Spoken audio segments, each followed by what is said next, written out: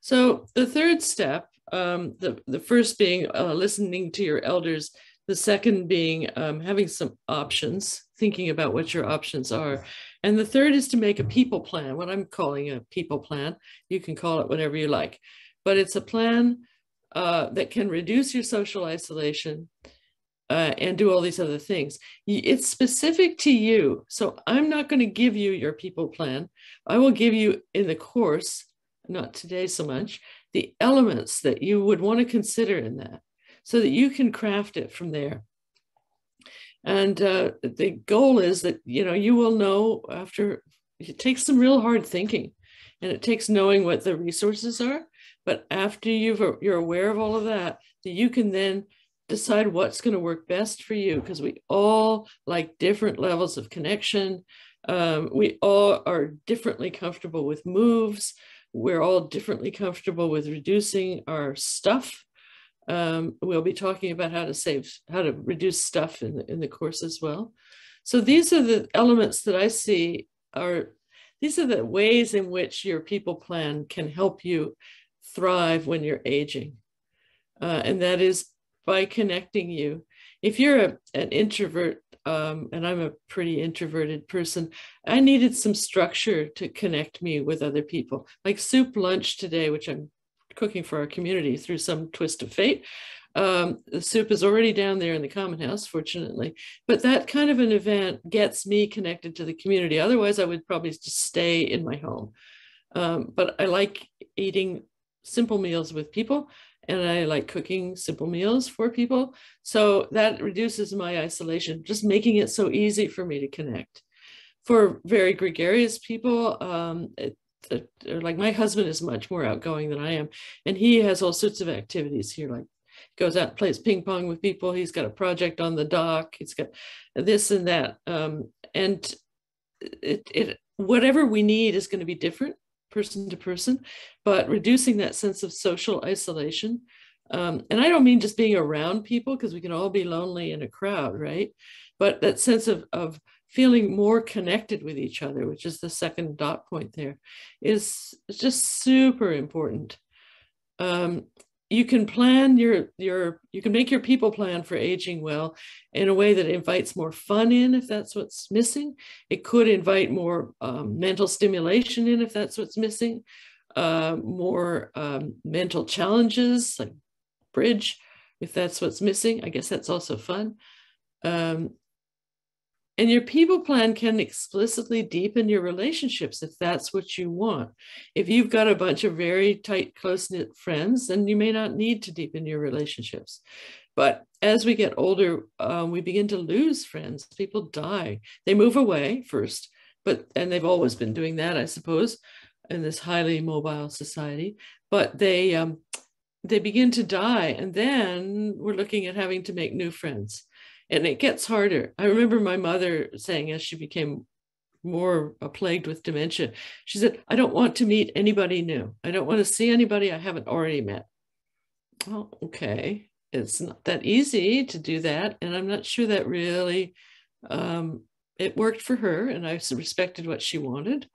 But I think it's important to be able to add a few more new people to our lives as we get older, and to have deeper relationships. So to connect at the level that we're comfortable connecting with the people who mean a lot to us.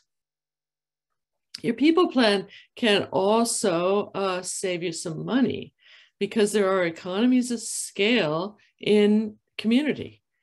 You can have fewer cars.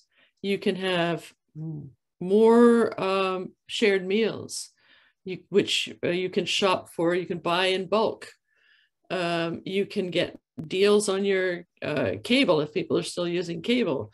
And you can get all sorts of, we got a bulk discount on screen doors or window blinds.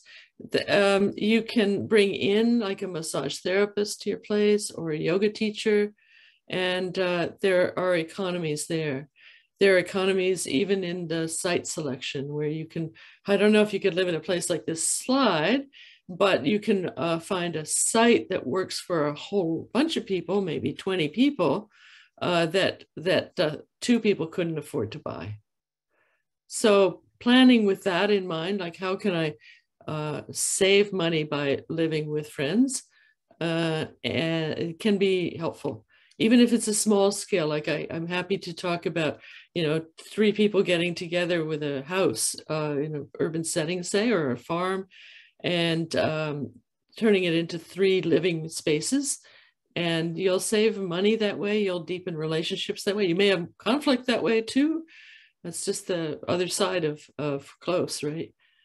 And you'll certainly build community by having a people plan that includes other people. I do know people who live a very isolated lives by choice, but even they reach out and connect with people on their own terms. And I think it's just a human thing. And if you're the kind of person who doesn't ever want to connect with people, you're probably not on this call, or you're leaving right now. And this course is really for people who are curious about what their own boundaries are around community, and what their own interests are in sharing and saving, but also in having more. It's not having less in the end. It's less of stuff and more of connection, more of possibilities. And just a quick word about community. So in the course, in this webinar and in the course, we'll be talking about living in community as a strategy for aging in place, or as something you've been doing for a long time, and now your community is getting older, so you want to talk about what that looks like. Or it may be that you're not living in an intentional community, and you may not have any intention to live intentionally. That's bad. You may not have any plans to live in an intentional community, but there are many kinds of naturally occurring communities. They call them NORC, NORCs, that you may just have found yourself in if you live in a cul-de-sac, for example, or in a very small residential community. Or you may have a naturally occurring community amongst some people in your town where you see each other a lot and you give each other food and you keep in touch with each other. And those are fantastic too. So there's no judgment in my approach to this course between intentional communities, new communities, old communities, or naturally occurring communities. I just am a firm believer that I think it's, is it Margaret Wheatley says, whatever the question is, community is the answer. I think community is a great solution for many of us in many ways. So I invite everybody, whatever your living arrangement is right now, and whatever your means, because that's something that often comes up. I live in co-housing. People think you have to have a certain amount of money to live in co-housing, and to a large extent, that's true. It's very middle-class housing. And unfortunately, there are no subsidies for this kind of housing, at least in Canada where I live. And I don't think there are in the US either. But, oops, sorry. My husband's getting his bicycle bags.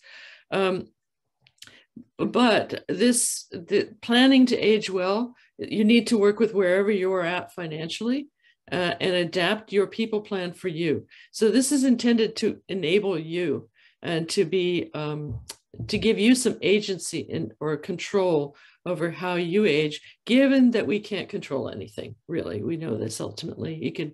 Anything could happen today to me. And all the planning is kind of out the window, but also, I think it's also easier to adapt once you've got a plan in place. And then you can adjust and revisit. It's like when you're traveling. If you don't, you can travel with no plan at all, but eventually you will plan because you're going to want to know where you're going to be tomorrow. And maybe that's all you need to know. And maybe you don't even need to know that. But for me, having a bit of a plan and being able to adapt it is better than the alternatives. So you can decide for yourself if that applies to you. With a plan in place, you can, I think, discover, or if you're not already in community, reap the benefits of community. The benefits are sharing the work, and in fact, sharing the worries about aging in place. We talk a lot around here about aging in place and what it looks like, how long we can stay here, when, as the question earlier suggested, when people's abilities shift to the extent that they really need more help and maybe need to live somewhere else, or need to bring in help for them. You can share the work and the worries of all of that. And we share kayaks, we share cars, and we can provide and receive neighborly mutual support. That's one of the big benefits of community, whether you're co-residential, that is sharing the same walls, or have your own space within the same community, or whether you're in a neighborhood. Giving and receiving neighborly mutual support is one of the great benefits of community, and it characterizes the legendary villages that we used to all live in, right, where life was great because we all helped each other out. That still goes on today. I'm sure it goes on, where you are. You probably can find where it goes on if you're not already experiencing it. We create this for ourselves and for each other, and it's easiest in community. It's easy when I don't have to heat something up and then put it in a container and drive somewhere and it arrives and it's cold. I can just take it downstairs like I did this morning and put it on the community stove. It's the convenience of community can support the neighborliness of community. And I believe, and this is just my belief, I guess, you may or may not share it, but I think that living in community and reminding ourselves of how to live in a face-to-face community is a contribution to the world in which we live, which is increasingly factionalized, my way or the highway, I'm right, you're wrong. And if you think that, I can't possibly be your friend. Community gets me beyond that.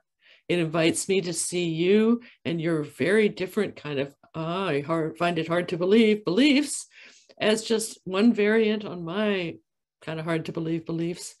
So being able to listen to each other and hear each other, I think really helps us to connect. And I think it's good for our mental health as well. It keeps our brains more lively to imagine how could one, be a whatever believer. And I think seeing how people live in community and the intentional communities that are members of the foundation modeled for the world what we all used to have and could have again.